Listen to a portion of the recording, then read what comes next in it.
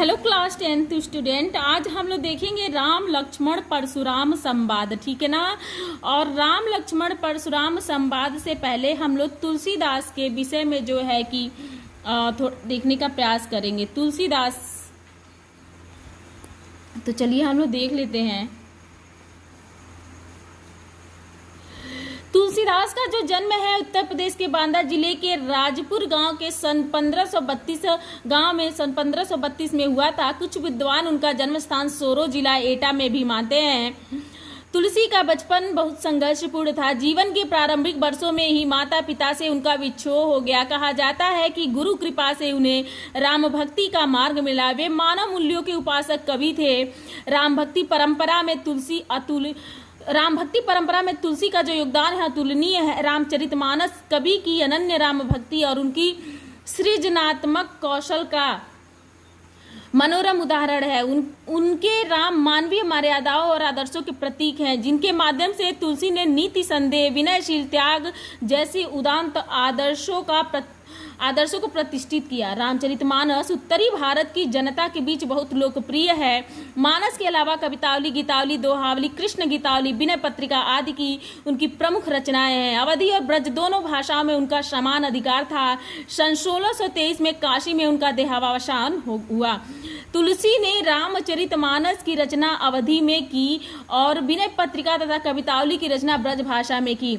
उस समय प्रचलित सभी काव्य रूपों को तुलसी की रचनाओं में देखा जा सकता है। रामचरितमानस का मुख्य छंद चौपाई है तथा बीच बीच में दो हेसोर, हरिगीत का तथा अन्य छंद पिरोए गए हैं। विनय पत्रिका की रचना गेय पदों में हुई है। कवितावली में सवैया कवित्व छंद की छटा देखी जा सकती है। उनकी रचनाओं में प्रबंध और मुक्तक दोनों प्रकार के काव्यों का उत्कृष्ट रूप है। ठीक है ना। तो ये बातें हुई तुलसीदास जी के विषय में। अब हम लोग देखेंगे राम लक्ष्मण परशुराम संवाद जो है, जो ये रामचरित मानस के जो है राम लक्ष्मण परशुराम संवाद बाल कांड से लिया गया है। और जो यहाँ पे जो है सीता स्वयंवर के विषय में जो है कि बातें हो रही हैं। सीता जी का जब स्वयंवर होता है और जब धनुष टूटता है तो धनुष जो है परशुराम के जो इष्ट हैं शिव जी, ठीक है ना। परशुराम के इष्ट शिव जी का होता है और जब धनुष टूटता है राम जी द्वारा तो गर्जना होती है और उसके बाद से उनको आभास हो जाता है परशुराम जी को कि शिव का पुराना धनुष जो है किसी ने तोड़ दिया है।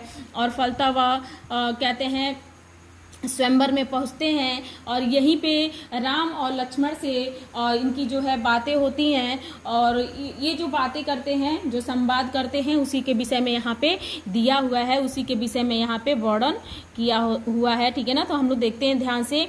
ये पद आपके एग्जाम की दृष्टि से बहुत ही महत्वपूर्ण है, ध्यान से सुनिएगा कि नाथ संबुधनि भंजनिहारा होई है केहू एक दास तुम्हारा। ठीक है ना।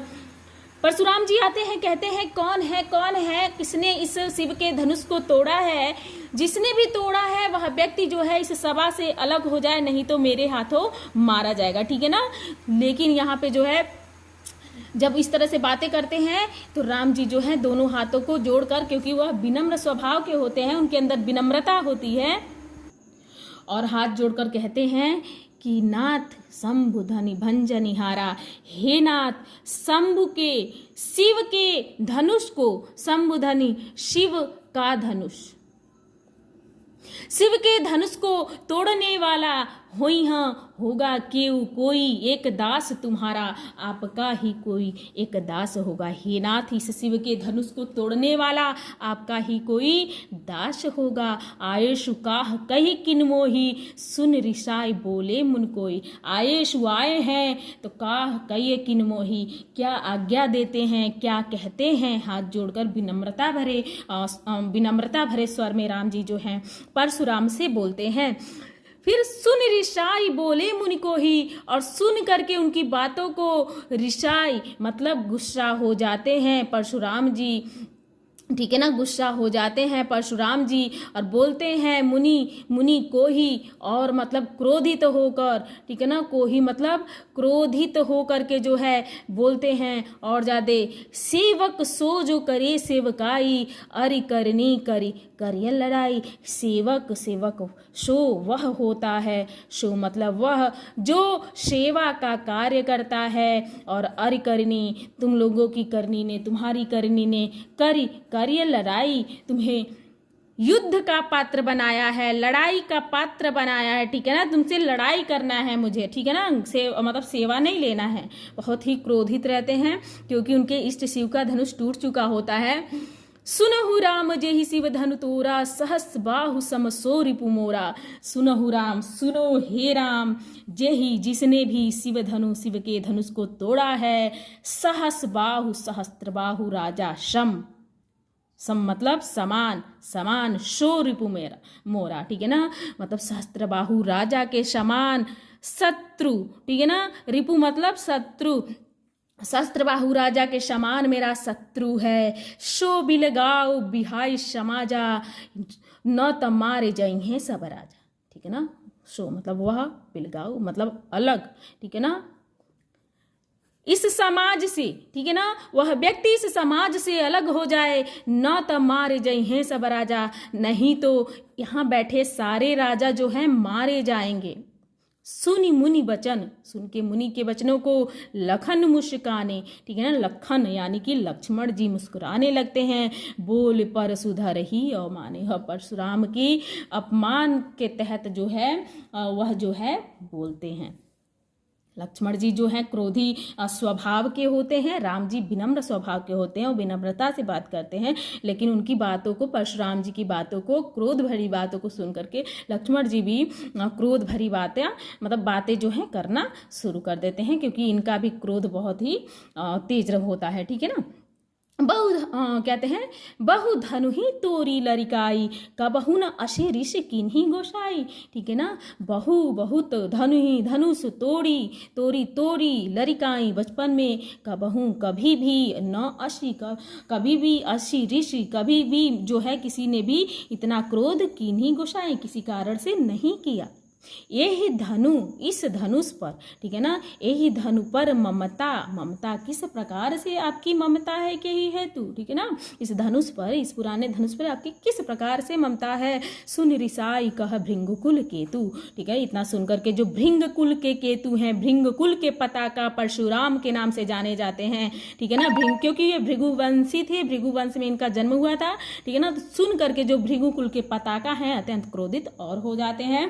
कहते हैं रे रिपना बालक, हे राजा के बालक, काल बस बोलत तो ही न संभार, हे राजा के बालक तुम काल के वश में हो के बातें कर रहे हो। धन ही सम त्रिपुरार धनी विदित सकल संसार, ठीक है ना, ये धनु ही नहीं है, ठीक है ना, समस्त संसार को पता है कि यह शिव का धनुष है, विदित सकल संसार को पता है कि यह जो है शिव का धनुष है, ये मात्र धनु ही नहीं है, ठीक है ना। आगे के पदों को हम लोग देखते हैं। बिहस लखन बोले मृदवानी, अहो मुनीस महाभटमानी। लखन जी जो है बोलते हैं मृदु वचनों को कि हे महामुनि, पुनि पुनि मोहि दिखाव कुठारू, चहत उड़ावन फूक पहारू। पुनि यानी कि बार,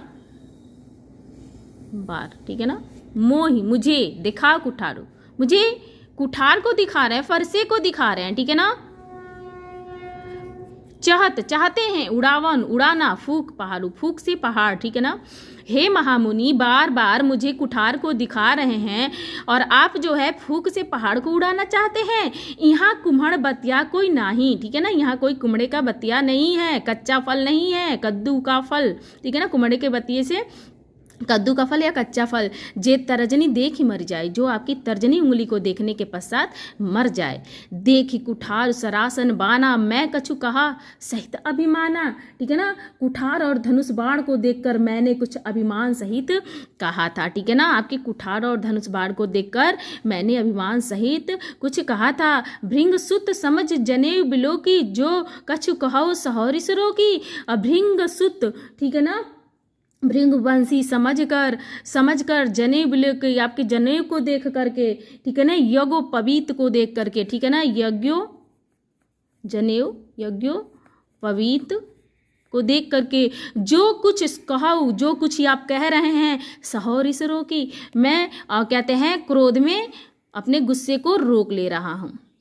सुर महिषुर हरिजन और गाई, ठीक है ना, देवता ब्राह्मण और भगवान के भक्त और गौएं, ठीक है ना, हमारे कुल इन पर न सुराई, हमारे कुल में जो है इन पर वीरता नहीं दिखाया जाता है। बधे पाप अपकीर्ति हारे, इनके वध करने से जो है पाप लगता है, अपकीर्ति को प्राप्त होते हैं। मारत बधे पाप अपकीर्ति हारे, मारतहु पा परिय तुम हारे, ठीक है ना, इसके वध से अपकीर्ति प्राप्त होता है और मारने से पाप, ठीक है ना। कोटि कुलिस सम वचन तुम्हारा, व्यर्थ धरो धनुबान कुठारा, ठीक है ना। अब लक्ष्मण जी जो हैं फिर बोलते हैं एक बार कि हे महामुनि जो है हे महामुनि, आपकी बाड़ी तो स्वयं करोड़ों वज्रों के समान है, ठीक है ना।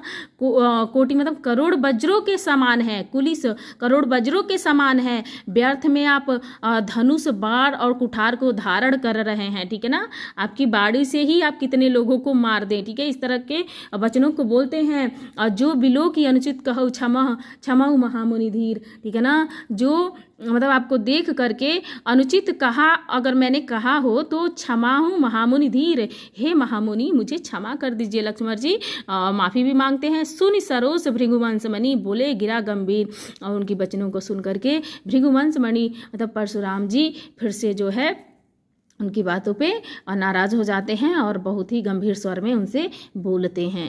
तो ये आप लोगों का जो है राम लक्ष्मण परशुराम संवाद जो है ख़त्म हो चुका है और बहुत ही अच्छे ढंग से मैंने वर्णन किया है और आप लोग सही रूप से इसे देखें और वीडियो को लाइक शेयर सब्सक्राइब ज़रूर करें। Thank you.